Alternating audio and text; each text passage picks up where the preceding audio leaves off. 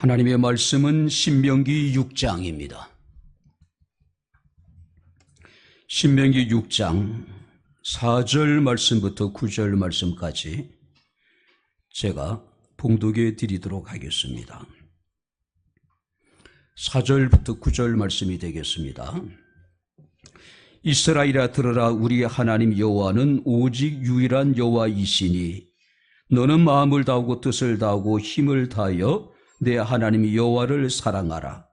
오늘 내가 네게 명하는 이 말씀을 너는 마음에 새기고 내 자녀에게 부지런히 가르치며 집에 앉았을 때에든지 길을 갈 때에든지 누워있을 때에든지 일어날 때에든지 이 말씀을 강론할 것이며 너는 또 그것을 내 손목에 메어 기호를 삼으며 내 미간에 붙여 표로 삼고 또 내 집 문설주와 바깥문에 기록할지니라.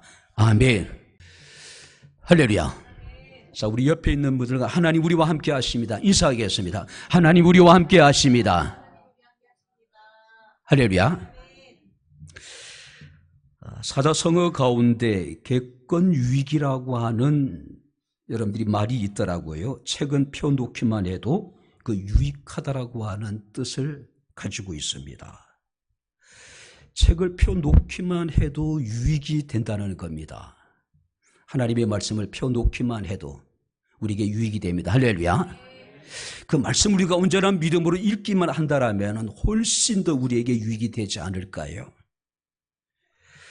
우리가 교회에 출석해서 교회에 앉아 있는 것만으로도 때로는 우리에게 유익이 됩니다. 때로는 말씀을 다 우리가 흘러 듣는 것 같지만은 그래도 불구하고 말씀을 듣기만 하면은 우리에게 유익이 됩니다. 할렐루야. 왜냐하면은 가랑비에 옷 젖듯이 하나님은 은혜의 담비로 우리 영혼을 적셔 주실 것이기 때문에 그렇습니다. 낙수의 바위가 뚫리듯이 딱딱하고 완고한 우리의 마음이 깨어지게 하지 않으실까요? 커밍 워크라고 하는 분은 이런 얘기를 했다 그래요. 인생의 성공의 4가지의 요소. 첫 번째는 뭐냐면은 지능, 두 번째는 지식, 세 번째는 기술, 그리고 네 번째가 뭐냐면은 일을 대하는 태도라는 것이죠. 그런데 이 4가지 요소 가운데 바로 절대적인 영향을 끼치는 것이 있는데 바로 그것이 뭐냐면은 어떤 일을 대하는 일을 하는 태도라고 이야기합니다. 적어도 93% 이상의 성공에 결정적인 영향을 미친다는 거예요. 그렇다면 3%는 아니 7%는 지능이라든지 지식이라든지 기술이 성공에 끼치는 영향력은 7%에 지나지 않고 93%가 그 일을 대하는 그 일을 행하는 우리의 태도에 달려 있다는 것이죠. 아무리 머리가 좋고 지식이 있고 기술을 갖췄다 하더라도 삶의 자세, 삶의 태도가 잘못되면은 결코 성공할 수 없다라고 하는 겁니다. 그러면서 그는 이제 2가지의 바른 자세에 대해서 이야기를 합니다. 첫 번째는 뭐냐면은 주저함이 없는 긍정이요. 두 번째는 뭐냐면은 기쁜 마음으로 하는 찬성이다. 주저함이 없는 긍정과 기쁜 마음으로 하는 찬성. 저는 이 글을 읽으면서 그럼 이게 도대체 무엇일까? 바로 그것은 아멘이 아닐까요? 우리가 예배 가운데 하나님 앞에 아멘 하잖아요. 주저함이 없는 긍정이잖아요. 기쁜 마음을 우리는 하나님의 말씀에 대해서 찬성하고 동의하는 것이잖아요. 그죠? 책을 펴놓기만 해도 유익이 된다라면 우리가 교회에 나와서 우리가 예배 자리에 앉아 있는 것만으로도 우리에게 유익이 된다라면 우리가 올바른 자세로 하나님을 예배하고 또 우리가 하나님의 말씀을 청종한다라면 얼마나 큰 유익이 될까요? 얼마나 큰 여러분들이 은혜가 될까요? 이런 유익이, 이런 은혜가 우리 가운데 함께 할 수 있기를 주의 이름으로 축원합니다. 그러기 위해선 바른 자세로 흐트러짐이 없는 그런 자세로 우리가 예배를 해야 되지 않을까요? 근데 아예 처음부터 아마 작정을 한 듯이 예배 자세가 흐트러지는 경우가 많이 있잖아요. 그죠? 마음을 좀 다지시고 정말 새롭게 암으로 우리가 살아계신 하나님을 예배할 수 있게 되기를 주님 이름으로 축원합니다. 자, 오늘 우리가 살아가는 동안에 대부분의 기성세대의 최고의 관심사는요, 우리 후손들에 대한 그런 마음들이 아닐까요? 그죠? 우리의 삶도 녹록지 않지만 그래도 우리의 자녀들의 삶은 지금 우리보다는 더 나은 삶을 살아가기를 원하는 것이 대부분의 부모들의 공통된 관심사가 아닌가 생각이 됩니다. 특별히 우리가 3절 말씀을 보게 되면 이스라엘아 듣고 삼가 그것을 행하라. 그리하면 내가 복을 받고 내 조상들의 하나님 여호와께서 내게 허락하신 것과 같이 젖과 꿀이 흐르는 땅에서 내가 크게 번성하리라. 자, 내가 번성한다는 이야기는 자식들이 번성한다는 이야기겠죠. 자녀들이 다 잘 된다는 이야기가 아닐까요? 자, 신명기의 핵심적인 여러분들이 구절을 선택하라고 하면은 대부분의 많은 사람들은 바로 신명기 6장 4절, 5절, 6절, 7절, 8절, 9절 말씀을 꼽지 않을까 생각이 됩니다. 이 4절의 첫 구절이 뭐냐면은 바로 이스라엘아 들어라. 바로 이 들으란 이야기는 순종하라는 이야기입니다. 바로 이것은 뭐냐면은 세마라고 우리가 표현을 합니다. 자, 세마라고 하는 단어는요, 유대인들의 신앙의 고백이고 자녀 교육의 근간이고 율법의 요약체라고 이야기할 수가 있습니다. 그렇다면은 우리가 모세의 오경을 단 한 절로 우리가 요약한다라면은 바로 그것은 뭐냐면은 이스라엘아 들으라가 아닐까요?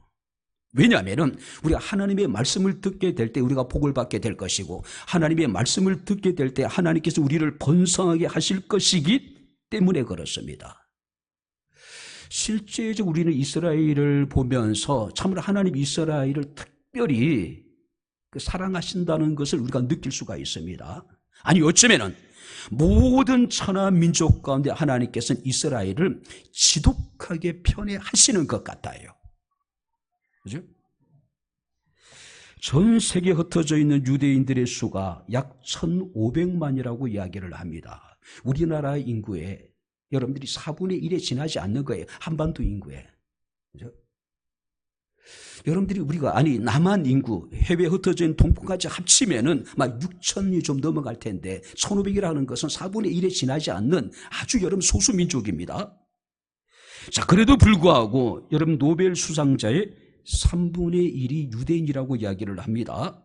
미국 재벌의 23%가 유대인이라고 이야기를 해요. 바로 유대인들이 정치, 경제, 문화, 과학, 교육 또 여러분들이 법조 모든 분야를 여러분들이 유대인들이 장악하고 있잖아요. 자, 그런데 유대인들을 연구한 학자들에 의하면은요, 이 유대인들의 지적인 능력이 다른 민족에 비해서 결코 우월하진 않는다는 거예요. 그러니까 어쩌면 여러분들이 유대인은 모든 다른 민족에 비해서 특별히 우월적인 그런 능력을 가지고 있지 않는다는 겁니다. 그러니까 평범한 수준이라는 거예요. 자, 그래도 불구하고 이 유대인들은 지금도 전 세계를 지배한다고 해도 과언이 아닐 정도입니다. 자, 그렇다면 그들이 이제 왜 유대인들이 이렇게 전 세계적으로 막강한 영향력을 행사할 수 있을까? 도대체 그 원인을 생각해 봐도 특별한 게 없다는 거예요. 자, 그런 중에도 특별한 한 가지가 발견되어졌는데 그것이 뭐냐면은 그들은 수많은 고난 속에서도 그들의 신앙을 지킬 수 있었던 독특한 교육의 원리가 있다는 거죠. 그러니까 유대인의 교육의 원리가 있다는 거죠. 그 교육의 원리라는 게 뭐냐면은 구약 성경을 근거로 한 신앙 교육이라는 겁니다. 그 교육이 뭐냐면은 세마예요. 이스라엘아 들으라. 그죠? 이 정통 유대인들은요, 이 세마를 아침 저녁으로 읽고 자녀들에게 여러분들이 읽어줍니다. 그죠? 달리 유대인들의 성공에 대해서 달리 여러분들이 이것이라고 규정할 만한 것이 없다는 것이죠. 신앙 교육 외에는. 그죠? 오늘 우리는 이 말씀을 통해서 하나님께서 땅에서 크게 번성케 하는 사람들, 이것이 절대적인 것은 아니겠지만 우리는 이스라엘 사람들을 통해서 유대인들을 통해서 그 비결을 우리가 발견할 수가 있다라고 하는 사실이죠.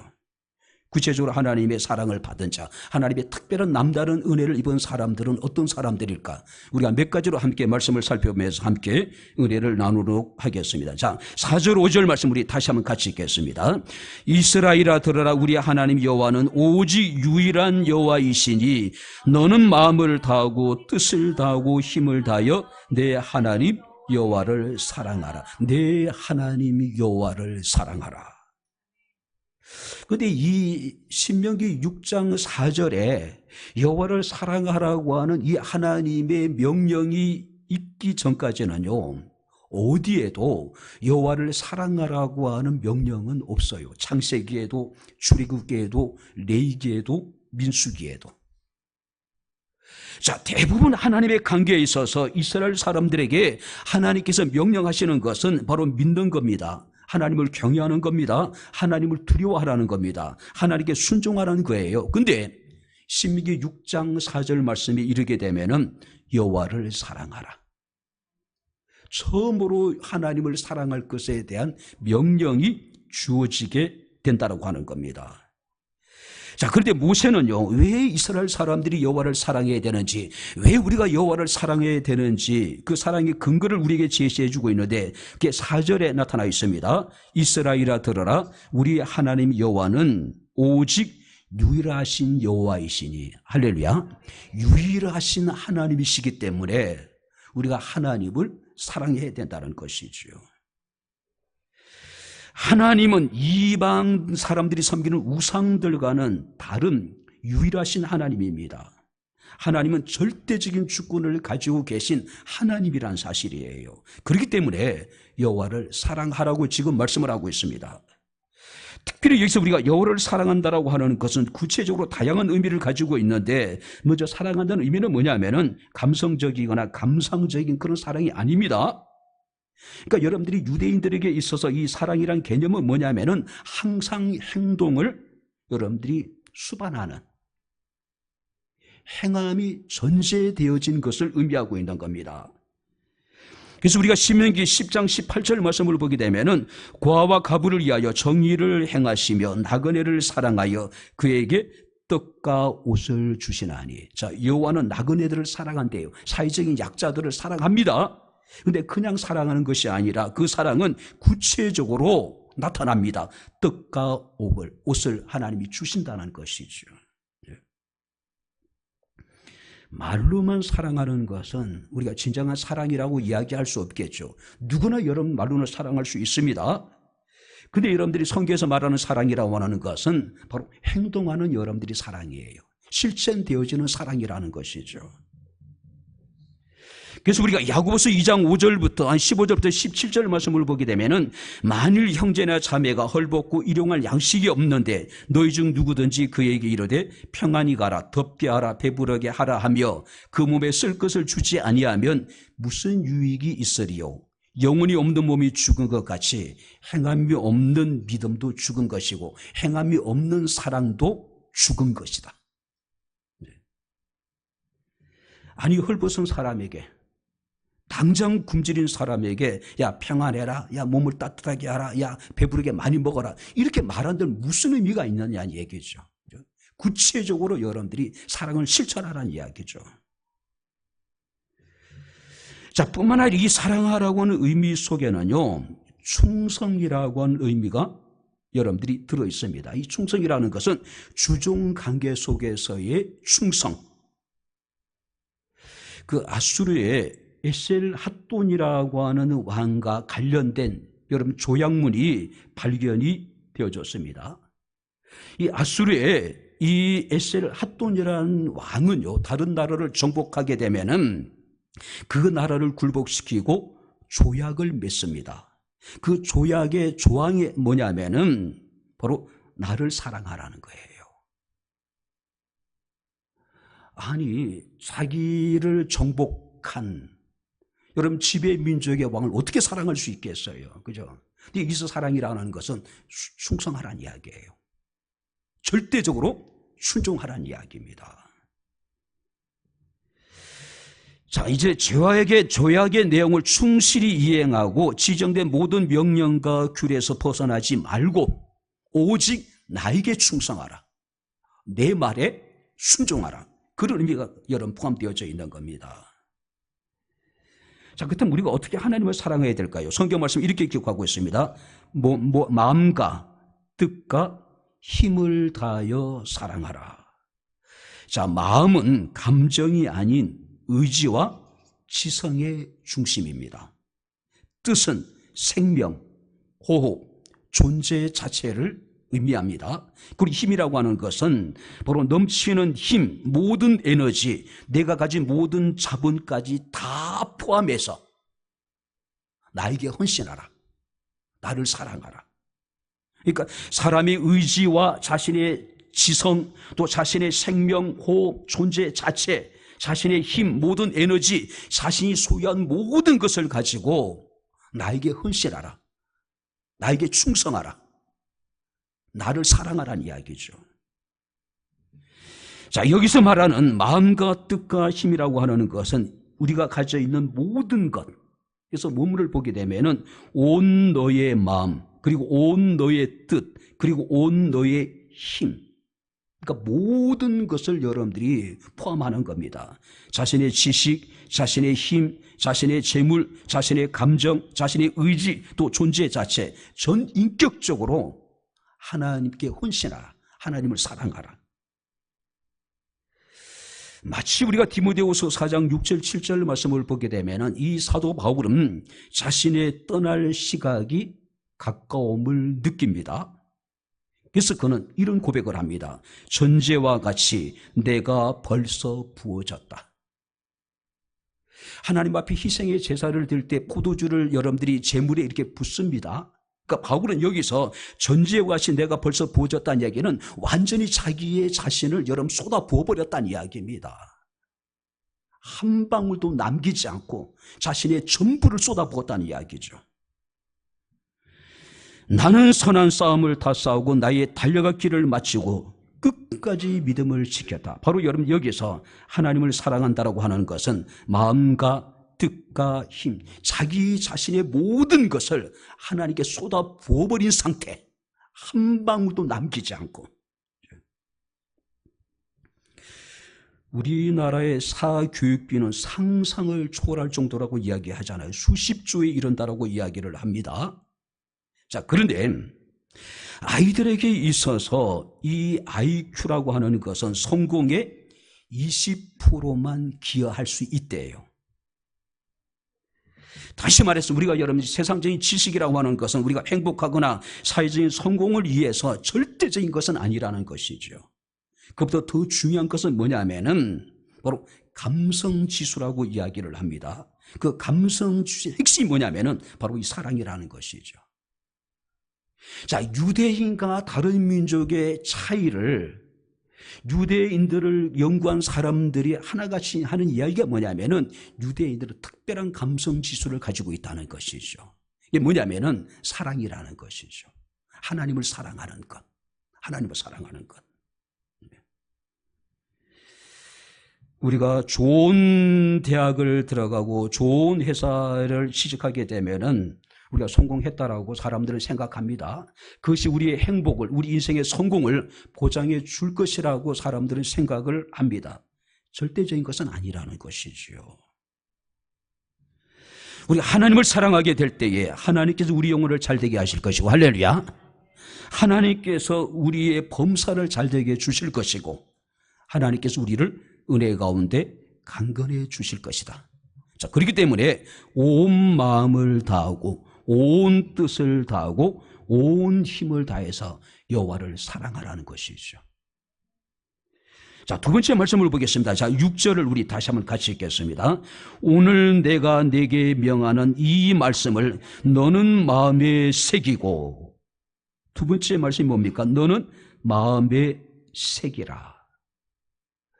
자, 우리가 먼저 이 땅에서 크게 번성하기 위해서는, 우리가 정말로 잘되기 위해서는 하나님의 말씀을 마음에 새겨야 된다는 것이죠. 자, 부모들이 하나님의 말씀을 마음에 새긴다는 이야기는 자녀들에게 말씀을 가르치기 전에 전제 조건이에요. 자, 여기서 다시 말해서 부모가 먼저 하나님의 말씀을 듣고 하나님의 말씀을 마음에 새기고 그리고 자녀들에게 말씀을 여러분들이 가르치는 겁니다. 그런데 부모들이 하나님의 말씀을 건성으로 듣고 그 말씀 우리가 마음에 새기지 않고 그 말씀 우리가 순종하지 않는다면은 그런 부모의 모습을 보고 자식들이 어떤 생각을 할까요? 부모들의 어떤 여러분 이율배반적인 모습 때문에 마음이 상하지 않을까요? 상처받지 않을까요? 자, 여기서 마음에 새긴다는 이야기는 하나님의 말씀을 항상 마음에 간직한다는 뜻을 가지고 있습니다.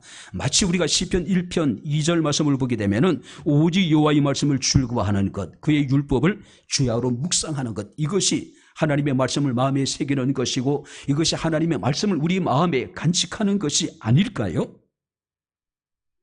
특별히 4절 말씀 보니까 이스라엘아 들으라고 했죠. 근데 원문을 보게 되면은 들어라 이스라엘아, 세마예요.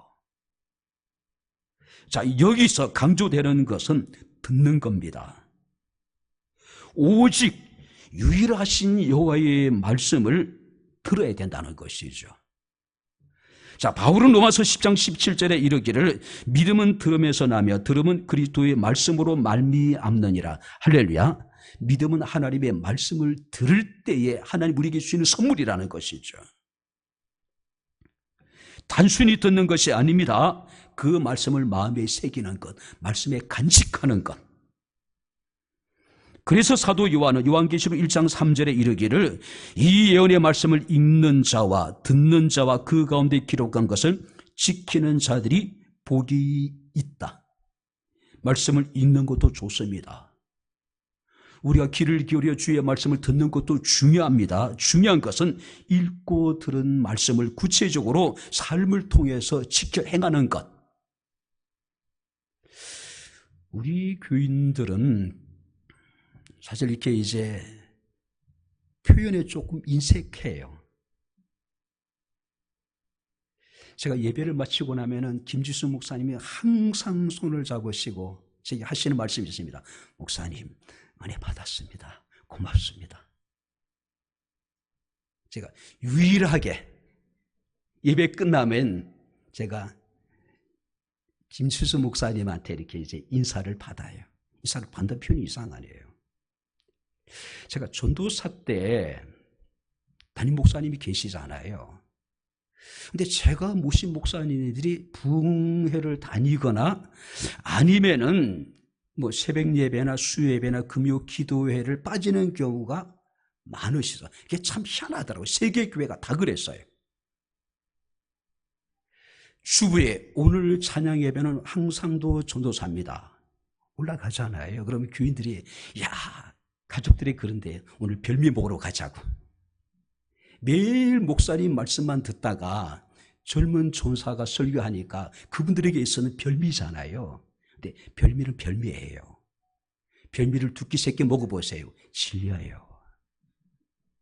가장 좋은 여러분들의 음식은 일상의 생활 속에서 사랑하는 아내가 해주는, 부모님이 해주는 음식이 가장 좋은 거죠. 근데 그분들은 별미라고 표현을 하더라고요. 자, 예배를 마치고 나면은 전사님 너무 은혜 받았습니다. 그러니까 여러분들이 격려해 주는 거예요. 무슨 은혜가 되겠어요. 그 어린 전사가, 그죠? 그래서 제가 우쭐해가지고, 교만해가지고, 그 은혜는 말로 고백하는 게 아니고 행하는 겁니다. 얼마나 기가 막혔겠어요. 격려해 주기 위해서, 위로해 주기 위해서 했더니 저것이 금방지게. 보시기 바랍니다. 읽고, 듣고, 그리고 그것을 지켜 행한 것. 은혜는 우리의 삶을 통해서 증명되어야 됩니다. 할렐루야. 입술 우리가 아무리 큰 은혜를 받았다고 고백한다 하더라도 그것이 삶을 통해서 증명되지 않으면 그 은혜가 아니죠. 그죠? 특별히 여러분들이 교육의 3요소가 있다고 이야기합니다. 교사가 있고 학생이 있고 그다음에 교재가 있다고 합니다. 자, 정말로 여러분들이 학생들이 잘 되기 위해서는, 자녀들이 잘 되기 위해서는 좋은 교사를 만나야 되겠죠. 자녀에게 가장 좋은 교사는 부모입니다. 자녀들이 이 땅에 태어나서 처음 만나는 여러분들이 교사도 부모입니다. 그리고 자녀들이 가장 크게 영향력을 끼치는 곳도 교사도 결국 부모잖아요. 결국은 부모들이 먼저 하나님의 말씀을 듣고 그 하나님의 말씀을 마음에 새기고 그 하나님의 말씀을 마음에 간직하고 그 말씀을 주야로 묵상하고 줄거하면서 삶을 통해서 실천해 나가는 것. 그러니까 우리가 하나님의 말씀으로 가득해야 되겠죠. 근데 우리 마음속에는 하나님의 말씀이 아니라 세상적인 그 무엇으로 꽉 차 있는 겁니다. 그러니 자녀들이요, 부모를 통해서 신앙적인 영향력을 받지 못하는 경우 많이 있는 거예요. 자녀 교육의 바이블로 200만 부에 팔렸다는 아이에게 행복을 주는 비결이라는 책이 있다고 그래요. 저는 읽지 못했습니다. 구경도 못했습니다. 근데 그 책에 이런 글이 있다는 겁니다. 불행하게 하는 사람들, 만족하지 못하는 사람들, 이런 사람들은 어릴 때 이미 불행으로 자신을 몰고 가는 정보가 입력되어 있기 때문이다. 어렸을 때부터 자기 자신을 불행으로 몰고 가는 잘못된 정보가 그에게 들어있다는 것이죠. 무슨 얘기일까요? 부모들에 의해 가지고 은연중에 잘못된 부정적인 정보가 완전히 자리 잡고 있다는 것이죠. 만약에 우리 어린 자녀들이 어릴 때부터 죽일 놈, 살릴 놈, 빌어먹을 놈의 새끼 막 이런 식으로 욕을 해대면 아이는 자신도 모르는 사이에 자신에 대한 잘못된 정보가 완전히 입력되어져 버린 거예요. 자, 그러다 보니까 그런 사람들은 스스로를 불행하게 만들고 그런 사람은 스스로 행복한 삶을 살아가지 못한다는 것이죠. 우리가 먼저 하나님의 말씀에 붙들리게 되기를 주 이름으로 축원합니다. 하나님의 말씀을 마음에 새기고 간직하는 겁니다. 그 말씀을 주야로 줄구하고 묵상하는 것이죠. 자, 마지막으로 여러분 성경을 보겠습니다. 자, 7절 같이 한번 여러분들이 같이 읽겠습니다. 내 자녀에게 부지런히 가르치며 집에 앉았을 때든지 길을 행할 때든지 누웠을 때든지 일어날 때든지 이 말씀을 강론할 것이며 계속 읽겠습니다. 너는 또 그것을 내 손목에 매어 기호를 삼으며 내 미간에 붙여 표를 삼고 또 내 집 문설주와 바깥문에 기록할지니라. 자녀들을 하나님 말씀으로 부지런히 가르치라.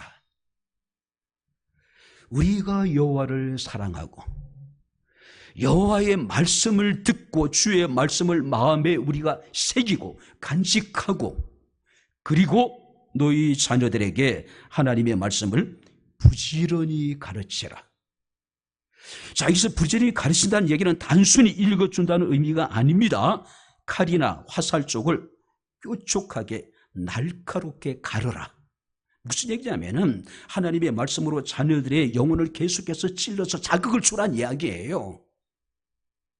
자극을 주란 이야기입니다. 감동시키란 이야기예요. 아니, 버젓이 잘못된 길로 가고 있는데 부모들이 그 자녀들의 여러분들이 모습을 보면서 침묵하고 방관하면은 이게 여러분들 어떻게 되겠어요? 하나님의 말씀으로 여러분 부지런히 가르치는 이야기는 계속해서 그가 돌이킬 수 있도록 자극을 주란 이야기죠. 저는 이 말씀을 준비하면서 우리가 예전에 군부대 방문을 했던 적이 있습니다. 그러니까 여러분 강한 지역에 들어가서 우리가 이제 그곳에서 우리가 그 찬양 예배를 드렸었어요. 그때 북한과의 거리가 700m예요. 우리 교회들은 아무런 생각 없이 그곳에 가서 찬양하고 율동하고 예배를 드렸습니다. 나중에 알았는데 그때 100일 여단은 총비상이었대요. 왜냐하면 혹시 북한에서 700m밖에 이 거리가 되지 않으니까 어떤 돌발적인 상황이 발생했을 경우에 대처를 해야 되잖아요. 그죠? 그때 우리가 돼지를 한 마리 사가지고 일산 도축장에 가가지고 이렇게 이제 잡고 그리고 우리가 이제 와서 삼겹살 파티를 했습니다. 군인들하고. 근데 지금도 그 돼지의 그 눈빛을 잊을 수가 없어요.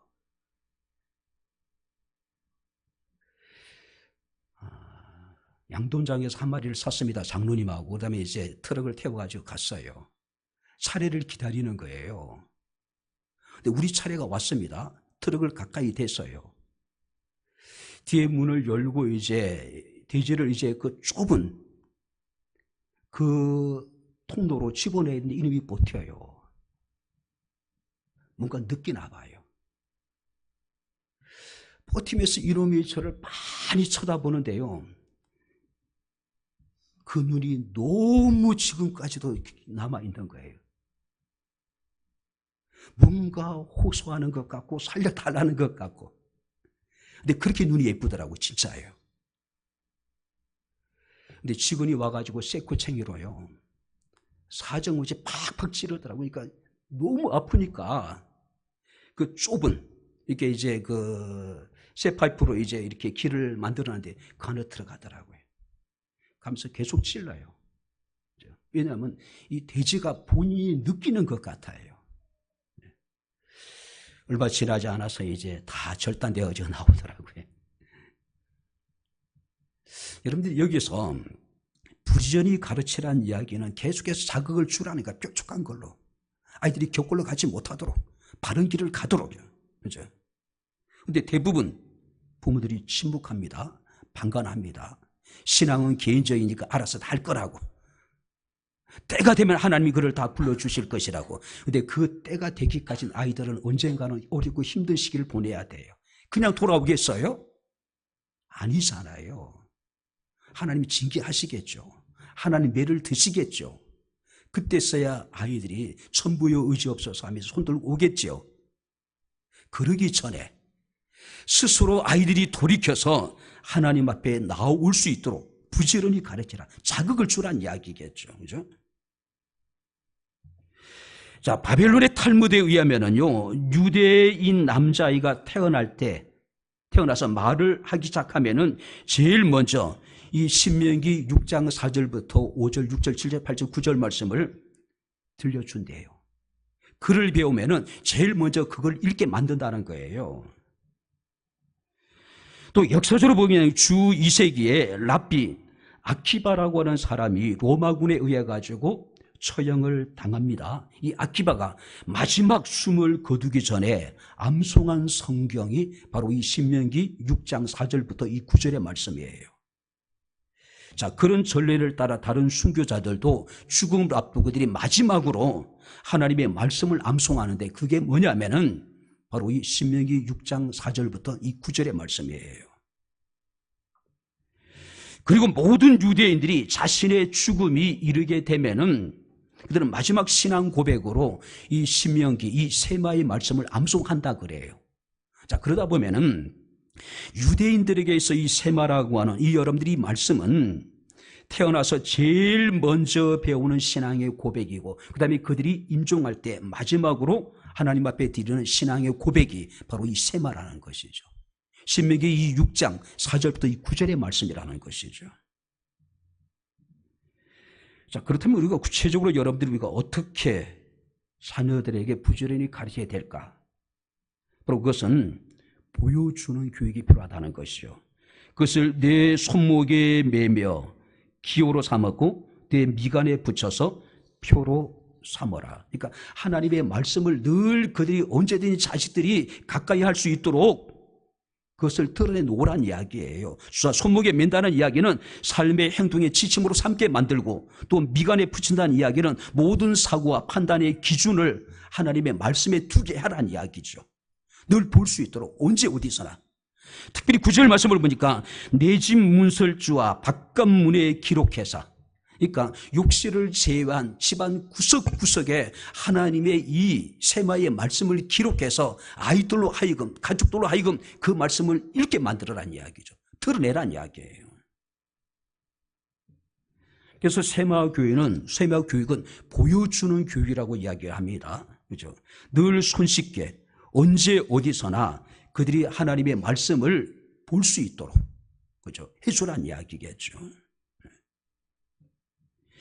어쩌면 이것이 유대인의 자녀 교육의 가장 핵심적인 것이 아닐까요? 뿐만 아니라 이 세마 교육은 들려주는 교육입니다. 부지런히 가르쳐 집에 앉았을 때든지 길을 갈 때든지 누워있을 때든지 일어날 때든지 이 말씀을 강론하라. 그러니까 계속해서 들려주라. 강론이라는 의미는 뭐냐면은 그 그것들에 관해서 말을 해라. 그것들에 대해서 이야기해 주라. 무엇에 대해서요? 하나님의 말씀에 대해서. 지금 여러분들의 자녀들에게 하나님 말씀에 대해 이야기하면 아이들이 고리타분하게 여기지 않을까요? 또 그 얘기한다고. 그죠?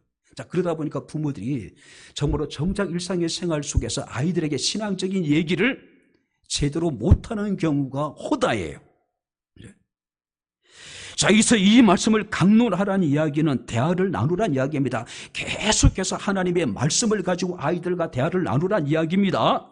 질문을 하고 토론을 하고 때로는 논쟁을 하라는 이야기예요. 그리고 7절 말씀이니까 반복해서 교육해라. 반복해서. 집에 앉았을 때든지 길을 갈 때든지 누워있을 때든지 일어날 때든지 이 말을 강론하라. 반복해라. 그러니까 우리 부모들이 자녀들에게 있어서 가장 반복해서 하는 이야기가 뭘까요? 공부해라. 제가 전도사 때 초등학교 아이들을 저희 집에 토요일마다 이제 데려다가 디모데 성경 공부를 했습니다. 흔히 말하는 이제 제자 교육을 했어요. 근데 한 놈이 그 얘기 하더라고요. 집에 가면은 공부 냄새가 펄펄 난다고. 입만 열면 엄마가 나한테 공부하라. 우리 집에 하나님의 말씀이 냄새가 여러분들이 우리가 가득해야 되지 않을까요? 그죠? 끊임없이 여러분들이 반복해서 아이들에게 교육하라는 것이죠. 반복해서요. 요즘에 엘리비를 자주 못 봅니다. 와야지 볼 수 있고 아니면 이제 영상통화를 합니다. 그 아이 앞에서요 온갖 재롱을 다 떨어요. 제가 율동도 하고 노래도 하고 눈 성경 보고요 코 숨 쉬고요 입 찬송 부르고 귀 말씀 들어요 머리 예수님 생각 가슴 하나님 사랑 손 봉사하고요 발 예배당 가요. 근데 며칠 전에 얘가 갑자기 손 하고 있는 거예요. 발 하면서요. 여러분들이 처음에는 이게 깜짝 놀랐죠. 안 듣는 것 같고 무관심한 것 같지만, 그죠? 그 17개월밖에 안 된 아이 머릿속에요. 손 하고 있는 거 아니 눈 하고 있는 거예요. 눈 깜짝 놀랐어요. 여러분들이 반복 교육입니다. 이것이 유대인의 교육에 여러분들이 가장 훌륭한 교육 방법이라고 이야기를 해요. 그 다음에 여러분들이 세마 교육은 어떤 걸까요? 바로 여러분들이 함께하는 교육입니다. 내 자녀에게 부지런히 가르치며 집에 앉았을 때든지 길을 갈 때든지 누워있을 때든지 일어날 때든지 이 말씀을 강론하라. 함께 대화를 나누는 겁니다. 함께 서로 질문을 던지는 겁니다. 함께 토론을 하는 겁니다. 함께 말씀을 가지고 논쟁을 하는 거예요. 여러분들이 신앙 교육은요, 특별 과외를 통해서 단기적으로 얻어질 수 있는 것이 아닙니다. 시험을 앞두고 여러분이 쪽집게 과외를 하지만은 신앙은 결국 그렇게 해서 우리가 성장할 수 없는 것이라는 것이죠. 요즘에 여러분 인터넷 교육을 통해서 여러분들이 우리가 여러 가지 자격증을 취득할 수 있습니다. 근데 신앙 교육은 서적이나 동영상 통해서 인터넷 교육을 통해서 결코 우리가 성장할 수 없는 것이라는 것이죠. 신앙 교육은 지속적인 훈련입니다. 근데 혼자 하는 것이 아니라 함께 하는 거예요. 부모랑. 가정에서 아이들은 부모를 보고 배우고 따라하게 됩니다. 부모의 말, 부모의 행동, 부모들의 습관, 부모들의 가치관. 그냥 가장 가까이에서 관찰하는 아이들은 그대로 따라하게 되는 겁니다. 그래서 저는 가끔 그런 얘기했습니다. 하나님은 우리 아이들의 시선을 통해 나를 보고 있는 거예요. 부부끼리는 이미 객관적으로 볼 수가 없어요. 그죠? 부모는 자식을 객관적으로 보기 힘들어요. 그러나 아이들은요, 부모에 대해서 굉장히 객관적으로 볼 수 있어요. 어쩌면 아이들이 바라보는 부모의 모습이 가장 정확할 수 있어요. 그러니까 하나님은 아이들의 여러분들이 눈을 통해서 우리를 지금 보고 계신 거예요. 그래서 함께 하는 겁니다. 혹자는 이르기를 자녀는 부모의 거울이라고 이야기합니다. 자녀는 부모의 등을 보고 배운다라고 이야기를 합니다. 신앙생활은 더더욱이 그러하겠죠. 부모가 어떻게 예배하는지, 부모가 어떻게 하나님의 말씀대로 살아가고 있는지, 우리 부모들이 실제적인 삶을 통해서 가정 안에서 신앙을 보여줘야 된다는 것이죠. 어렵고 힘들 때 부모가 자녀들에게 기도하면서 하나님 안에서 인내하고 버티는 모습을 보여줘야 되겠죠. 부모가 자녀들 앞에서 서로 존중하고 사랑하는 모습을 보여줘야 되겠죠. 부모가 마음의 우상을 제거하고 하나님을 마음을 다하고 뜻을 다하고 힘을 다하여 사랑하는 그런 모습을 부모들이 자녀들에게 보여줘야 된다는 것이죠. 신앙생활은 함께 하는 겁니다. 신앙교육은 함께 하는 것이죠. 이제 말씀을 마치도록 하겠습니다. 우리 하나님 여호와는 오직 유일하신 하나님이십니다. 할렐루야. 마음을 다하고 뜻을 다하고 힘을 다하여 하나님을 사랑하라고 말씀을 하고 있습니다.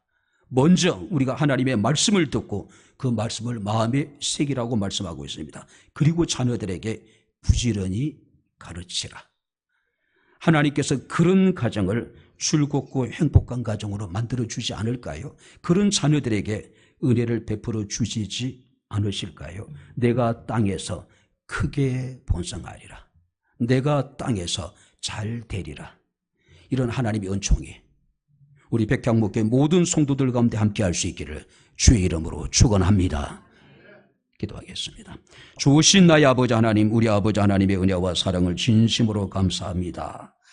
내가 땅에서 크게 번성하리라고 하신 하나님의 말씀을 우리가 기억하게 하시고 이 간절한 바람, 소원, 소망 갖고 살아갈 수 있는 저희들의 삶이 되기를 원합니다. 오직 유일하신 하나님을 마음을 다하고 뜻을 다하고 아버지 힘을 다하여 사랑하게 하시고 오직 주님의 말씀을 마음에 새기며 그 말씀을 주야로 기뻐하며 출구하며 묵상하게 하시고 또 말씀을 자녀들의 부지런히 가르쳐서 온 가족이 주를 믿는 믿음 가운데 하나가 되게 하시고 즐겁고 행복한 가정이 되게 하시고 땅에서 크게 번성하는 백향목교회 성도들의 가정들이 되게 하옵소서. 예수님 이름으로 기도하옵나이다. 아멘. 이제는 우리 주 예수 그리스도의 은혜와 하나님의 크신 사랑과 성령님의 교통 교전의 제 충만 역사 인도하심이 살아계신 하나님을 영과 진리로 예배한 주를 사랑하는 모든 성도들 머리머리 위에 저희들의 가정과 직장과 사업장과 이 교회와 이 나라 이 민족 위에 지금부터 영원토록 함께 있을지어다. 아멘.